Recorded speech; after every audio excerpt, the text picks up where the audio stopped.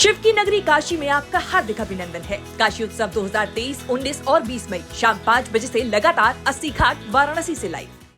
लेकिन समाजवादी पार्टी के राष्ट्रीय अध्यक्ष पहले दिन से सरकार को आरोपित कर रहे हैं, बार बार जनता की भावनाओं को समझने का प्रयास नहीं करना, जन भावनाओं का निरादर करना, ये उनका फैशन है।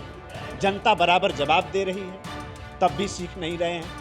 जहाँ तक चुनाव की बात है तो हम लोग तो 365 दिन 24 घंटा हम लोग जनता के बीच में रहने वाले लोग हैं।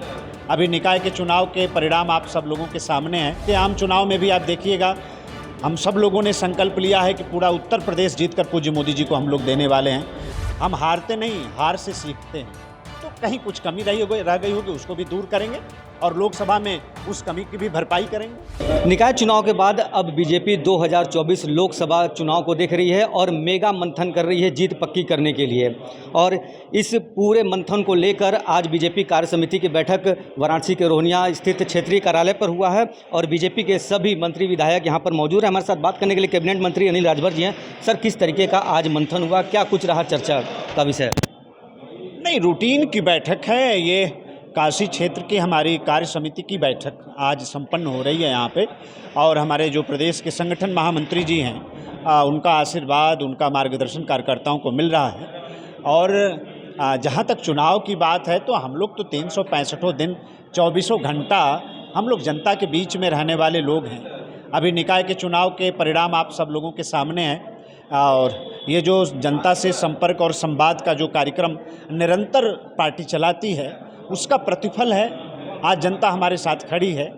2024 के आम चुनाव में भी आप देखिएगा, हम सब लोगों ने संकल्प लिया है कि पूरा उत्तर प्रदेश जीतकर पूज्य मोदी जी को हम लोग देने वाले हैं। तो अब योजनाएं चल रही हैं। पूज्य मोदी जी की सरकार 9 वर्ष पूरा करने वाली है, तो 1 महीने की बृहत कार्य योजना के साथ हम लोग जनता के बीच में फिर से जा रहे हैं। निकाय चुनाव को सेमीफाइनल के तौर पर देखा जा रहा था, अब 2024 फाइनल, किस तरीके की तैयारियां हैं?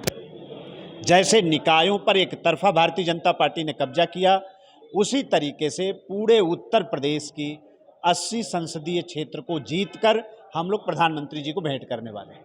नगर पालिका और नगर पंचायत की बात करें तो पश्चिमी यूपी में कहीं न कहीं बीजेपी को झटका लगा है। 90 में से 64 सीट बीजेपी हारी है। तो क्या कुछ इस पर भी चर्चा का विषय, ये चर्चा इस पर भी हुआ कि किस तरीके? देखिए, हम लोग पूरी स्पष्टता के साथ जनादेश को स्वीकार करने वाले लोग हैं।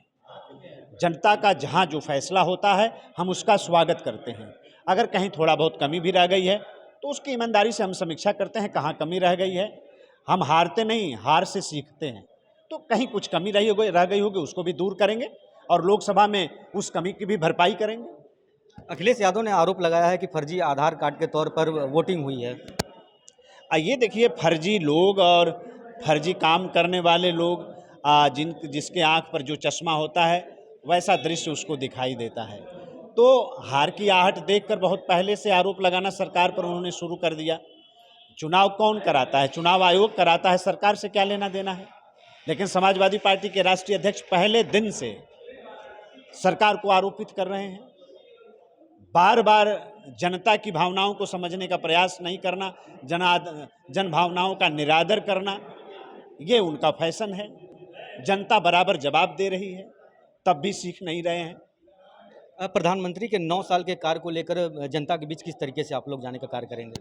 नहीं, जनता के बीच में जाना, उनसे मिलना, उनसे संवाद करना, सरकार की नीतियों की उनसे चर्चा करना, सरकार की योजनाओं को किस तरह से जनता स्वीकार कर रही है उसको परखना, और साथ ही साथ आम जनता के अलावा भी जो प्रबुद्ध लोग हैं उनके बीच में भी जाना और सरकार के फैसलों को लेकर उनकी चर्चा करना, ये तो हमारा पहले से कार्यक्रम रहता है।